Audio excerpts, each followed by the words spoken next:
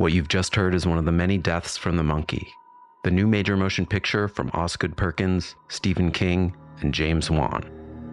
Experience it in theaters everywhere this Friday, because everybody dies, and that's life.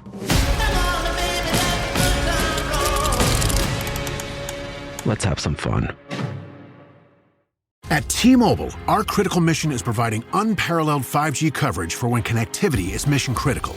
Introducing T-Priority, America's best 5G network experience for first responders, even in times of congestion. More capacity, faster speeds, better coverage. T-Priority from T-Mobile, built for tomorrow's emergencies, ready today. Discover more at t-priority.com. For qualifying organizations on eligible rate plans, coverage not available in some areas and may be impacted by emergencies. Hey everyone, and welcome back to Big Mad True Crime, where we get big mad over true crime. I'm your host, Heather Ashley, and today we go over the disappearance of Brookelyn Farthing and what happened to her in the absurd chain of events just prior to her vanishing. Small talk is the worst, so let's dive in.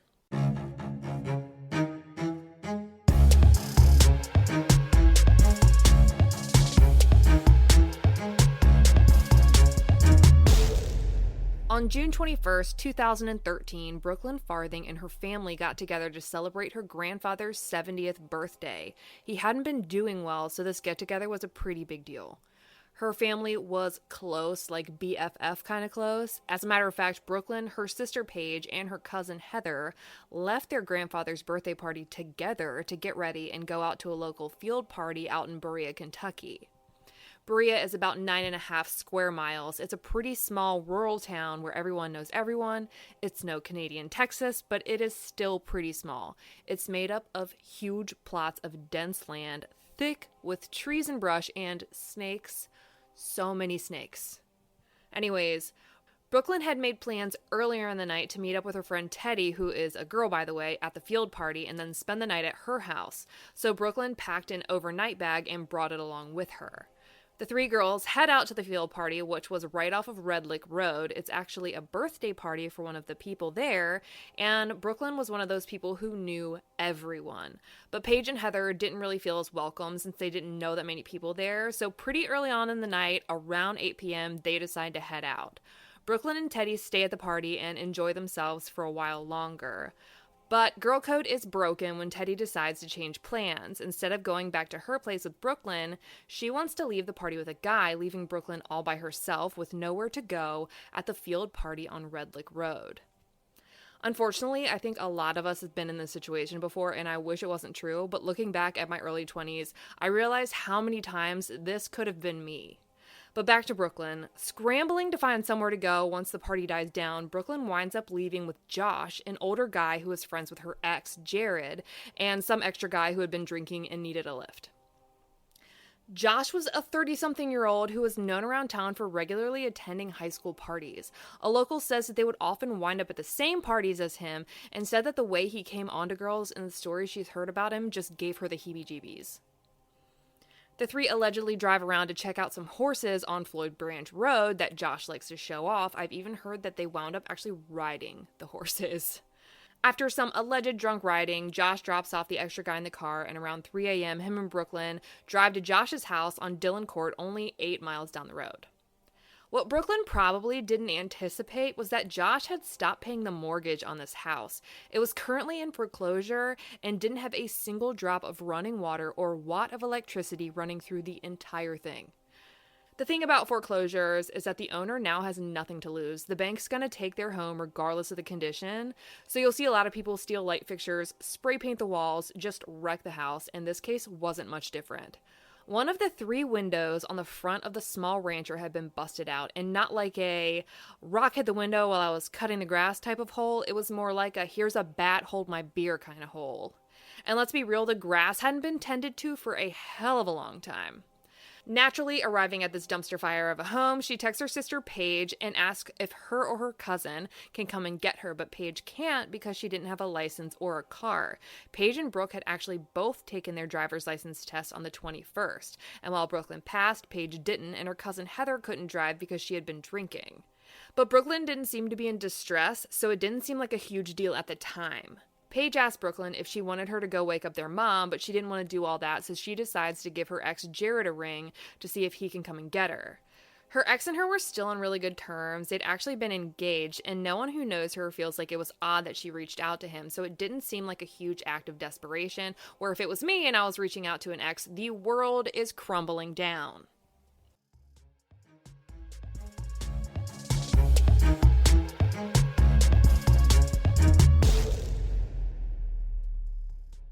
Empower. Claire is practicing her breathing for her upcoming yoga retreat in Bali. Has she ever done yoga before? No. But Claire worked with Empower on her savings and investment strategy. She got good at money, so she can be a little bad. Empower. Invest well, live a little. Join our 19 million customers today at empower.com. Past performance is not indicative of future returns. Investing involves risks. You may lose money. Advisory services are provided for a fee by Empower Advisor Group, LLC, EAG, a registered investment advisor with the Securities and Exchange Commission. Om Namaste.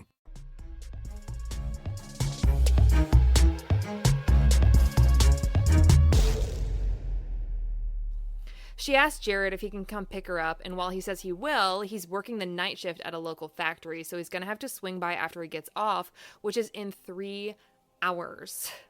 She lets her sister know that he's going to pick her up in a few hours when he gets off work. Brooklyn had plans to go to a car show with some friends the next morning, so she needed to get some sleep and make sure that she didn't ghost her friends. But at 4:26 a.m., not long after asking for at least 2 separate rides out of that foreclosed dump, she starts frantically texting her ex saying, "Please hurry, I'm scared, hurry." And then crickets. Silence, not a single text or phone call, nothing for an entire hour. But at 5:30, Jared gets a text from Brooklyn's phone that says, "Never mind, I'm okay. I'm going to a party in Rockcastle County," which is a 34-minute drive from the house on Dillon Court, meaning she wouldn't even get to this party until after 6 a.m., and how she planned on getting there is beyond me. Her ex asked her who she was going to the party with, but he got no response, so instead of making the trip to Dillon Court, he believed her when she said she was fine, and he went straight home after work.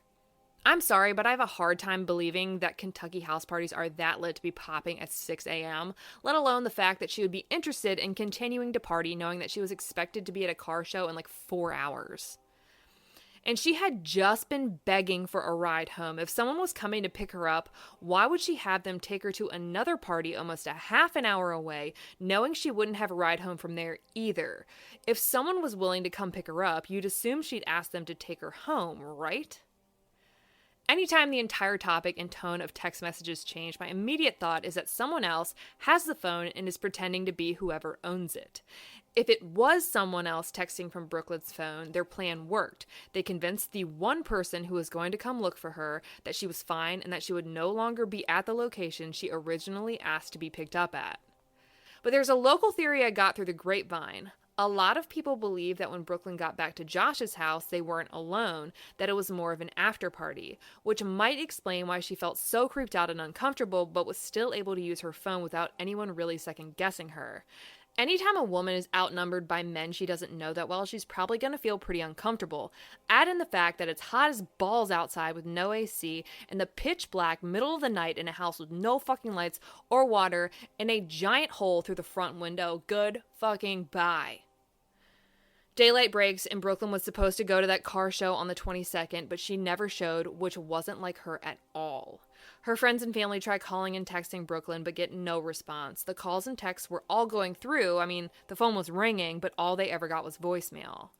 When they can't get a hold of her, they start calling the people that she was with at the party, and they say that she left with Josh, and while Brooklyn's family didn't know him from a hole in the wall, her sister Tasha gave him a call.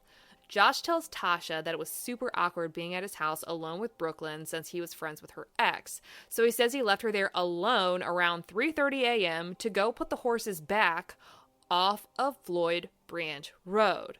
1. Who leaves their friend's ex-fiance in their foreclosed house with no electricity, water, or means of leaving? 2.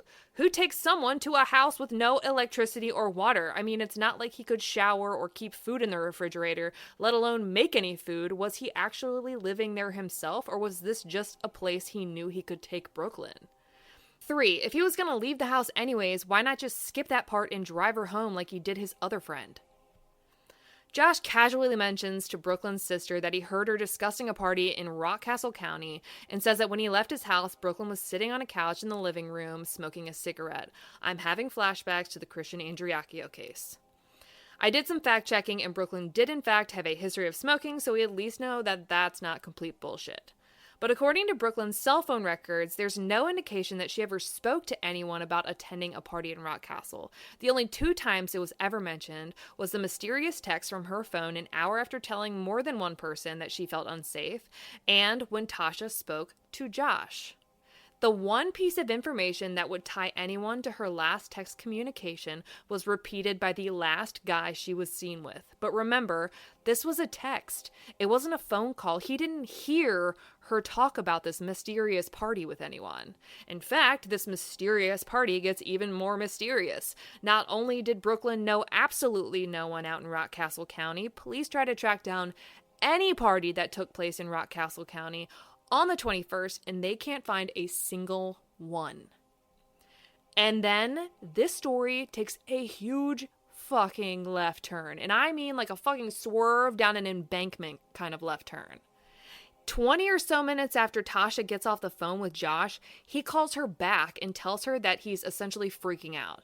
He tells Brooklyn's sister that when he got home from tending his horses at 7 a.m., his house was on fucking fire, and Brooklyn was nowhere to be found. He says he called 911 around 7 a.m.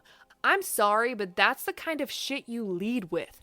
That's the kind of shit you tell police, that there was a girl in the house and now you can't find her, and then police start calling her family and friends in an effort to track her down. But that's not what happened. He didn't even answer the phone with, "Oh my gosh, I'm so glad you called. Is Brooklyn okay?"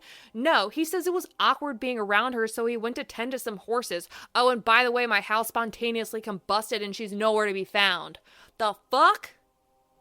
Remember, his house had no electricity, and it's pretty hard to catch a house on fire without it. So Josh tries to insinuate that the fire might have been started by the cigarette Brooklyn was smoking.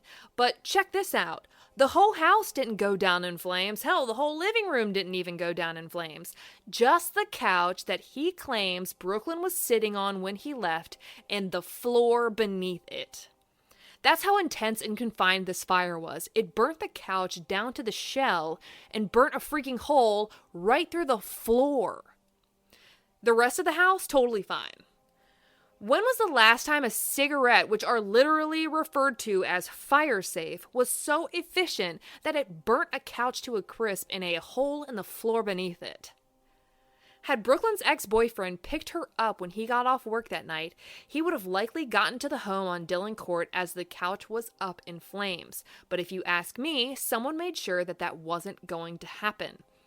Brooklyn and her phone were the only things missing from the house on Dillon Court. The rest of her stuff, her purse, her wallet, her clothes, her shoes, were all left inside of Josh's shitty little foreclosure.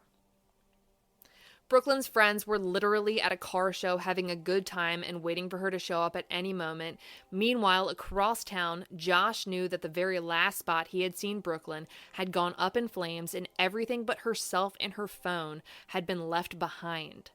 Naturally, Brooklyn's family feels like they're being punked. They're holding out hope that one of their phone calls will be answered, that maybe she's with another friend, maybe she accidentally slept in somewhere else. But no. They're being told by a guy that they've never met that the last place she was ever seen has been reduced to a wooden frame and a hole in the floor. Within 24 hours of her disappearance, cell phone records show that she received 1,000 calls from people trying to get a hold of her, and they continue to call her until her phone dies 3 days later. Brooklyn's phone had been fully charged, but she never used it again. People don't just stop using perfectly good, fully charged phones. Her last ping was said to be around Blue Lick Road, about half the way between the house on Dillon Court and the horses on Floyd Branch Road, which means that it's probably within a few miles radius of that specific cell tower. I'll add a photo of this map to Brooklyn's highlight at the top of my Instagram at @TheHeatherAshley. This is just miles away from where Savannah Spurlock's body was found, and people can't help but compare the two disappearances. Both young petite blondes, both from Richmond, both get into arguments with the person they were supposed to go home with, both leave the place that they're at with two men, both wind up at a creepy-ass house in the middle of nowhere. Brooklyn's mom officially reports her daughter missing after 24 hours with no contact, and this is really the first police are hearing of her. The fire department had simply treated the fire at Josh's house like a fire. I suppose he failed to mention the missing girl when they were dousing the flames, as her belongings scattered the rest of the room.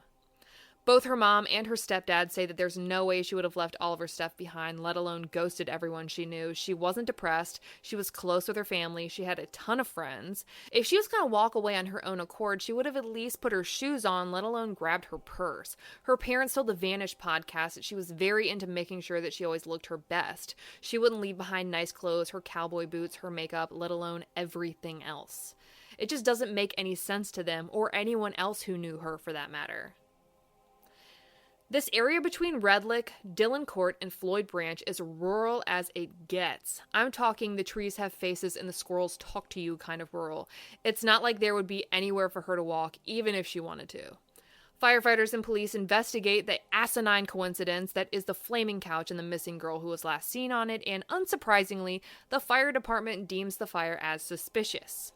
Couches are usually made of synthetic material, so lighting one on fire and catching it ablaze like this one did is going to be a feat of pure magic, but it happened. Try and convince me that there wasn't some kind of accelerant involved.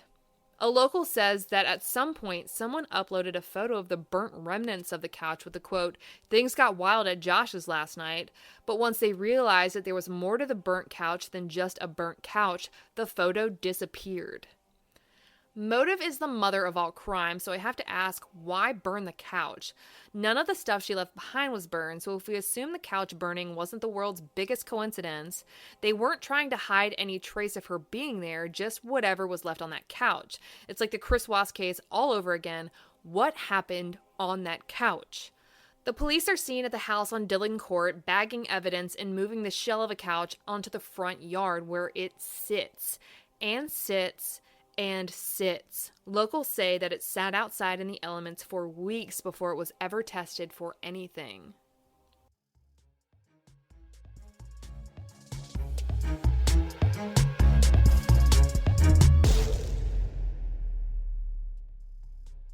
Getting engaged can be stressful. Getting the right ring won't be at BlueNile.com. The jewelers at BlueNile.com have sparkle down to a science with beautiful lab-grown diamonds worthy of your most brilliant moments. Their lab-grown diamonds are independently graded and guaranteed identical to natural diamonds and ready to ship to your door. Get $50 off your purchase of $500 or more with code SPOTIFY at BlueNile.com. That's BlueNile.com, code SPOTIFY for $50 off.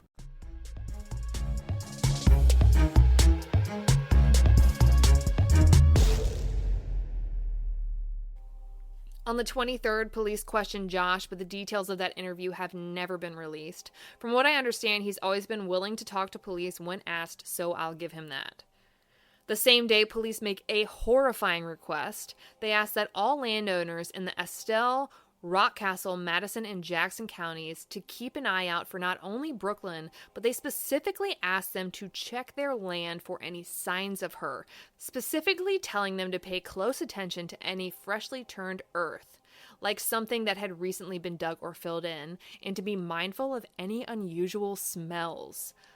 That jumped to a homicide investigation faster than I think I've ever seen. Maybe the shock comes from police really releasing no pertinent information, which will be a pattern in this case, but holy shit. Not many people knew where Brookelyn was, so whoever's involved in her abduction or murder was likely familiar with the area and knew who Jennifer had gone home from the party with and where she wound up. There's only a 2-hour and 34-minute gap between when she was texting her ex that she felt unsafe and when it was reported that the couch was on fire. However, if we want to get presumptive, there's only an hour and 4-minute gap between when she was texting her ex and when he got the text that I think we can all agree did not come from her. So the span of how far her body would have made it is going to be a pretty small radius around the house on Dillon Court. We know Josh was back there at 7 a.m., so we'll go with the 2-hour and 34-minute timeline.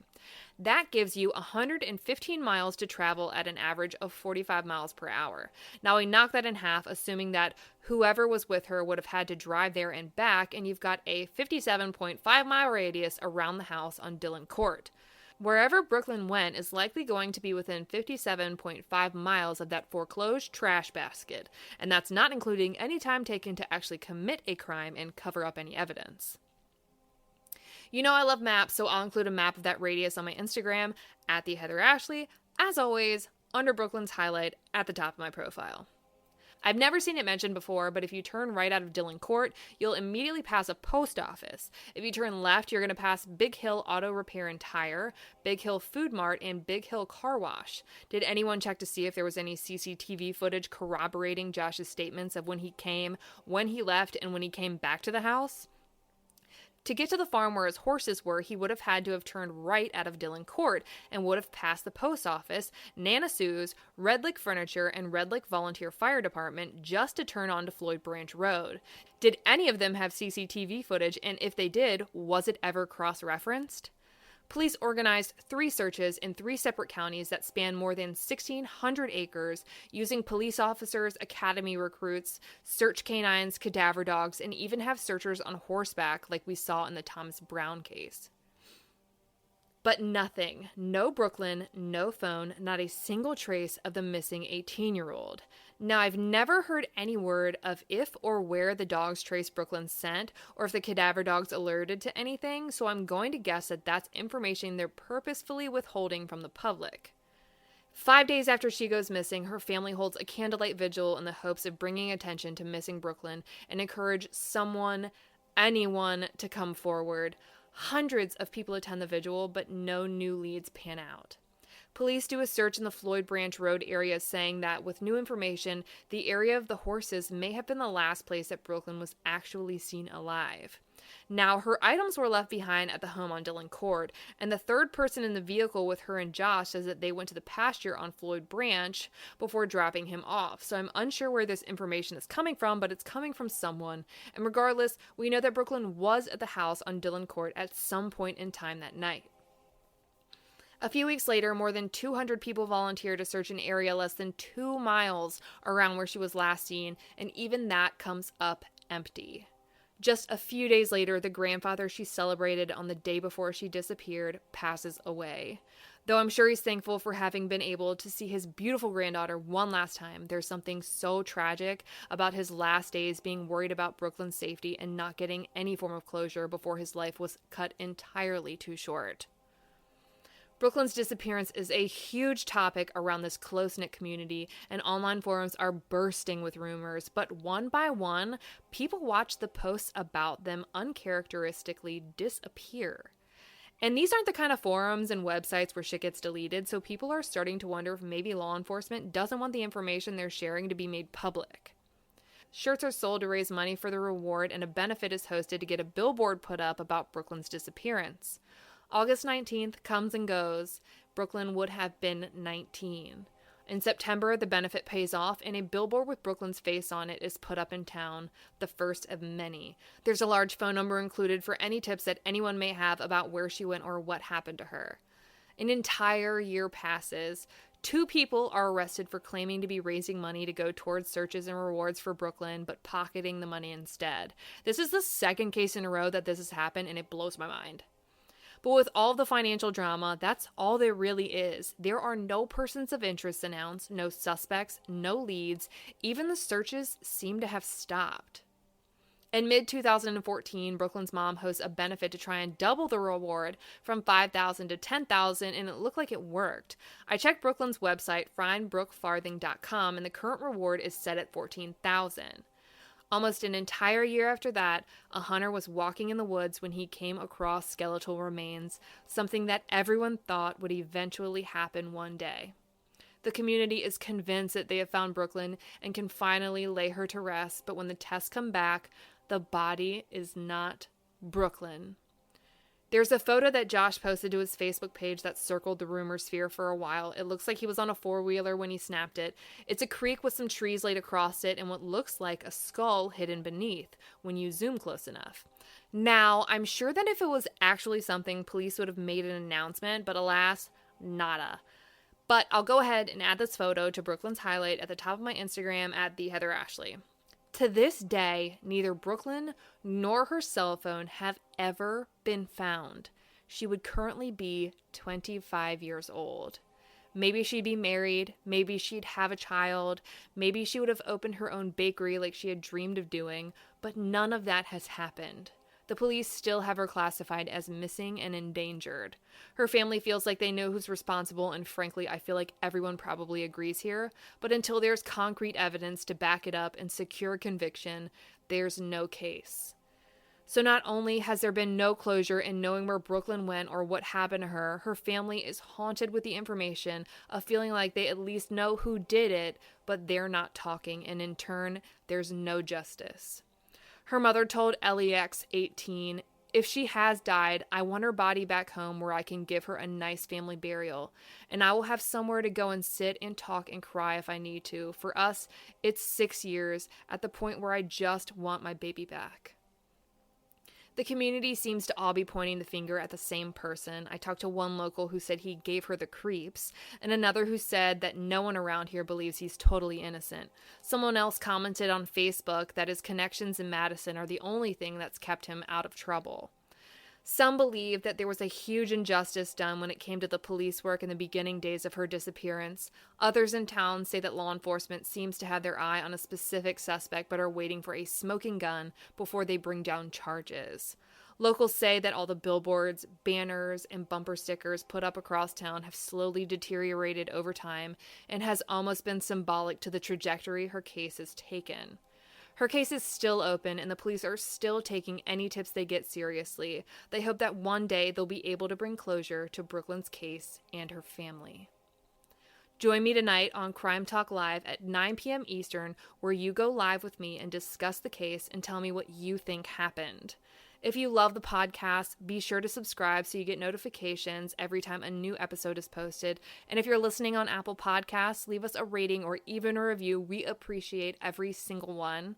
Next week, I'll be bringing you a brand new case, and I cannot wait. But until then, we out.